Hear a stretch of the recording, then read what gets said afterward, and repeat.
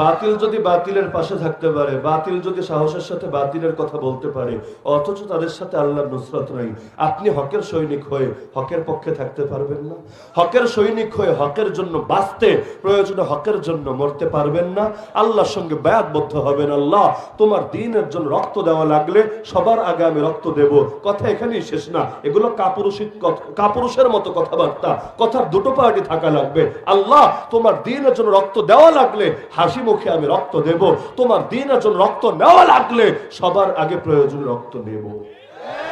মুসলমান দিতেও জানে, মুসলমান নিতেও জানে।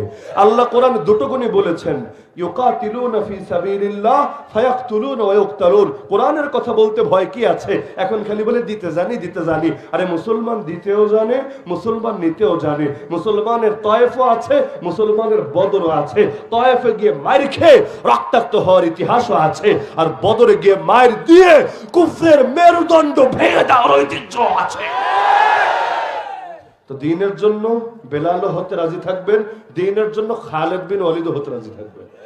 আল্লাহ যেই সুযোগ করে দেয় আলহামদুলিল্লাহ, আলহামদুলিল্লাহ, আলহামদুলিল্লাহ। আল্লাহ দ্বীনের জন্য বেলাল হওয়া লাগলে পারবেন না? জেলে যাওয়া লাগলে যাবেন না? ফাঁসির রশি গলায় পড়া লাগলে পড়বেন না? বিশ্বাস রাখেন, কপালে যা লেখা আছে তার বাইরে কিছুই হবে না।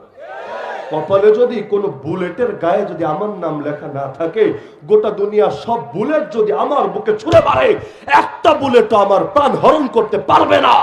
আর যদি আল্লাহ তাআলা আমার মৃত্যু লিখে রাখে আমার ঘরে, আমার বিছানার উপরে, সারা জীবন জিহাদের ময়দানে কাটালেও মৃত্যু একদিনও আগাবে না।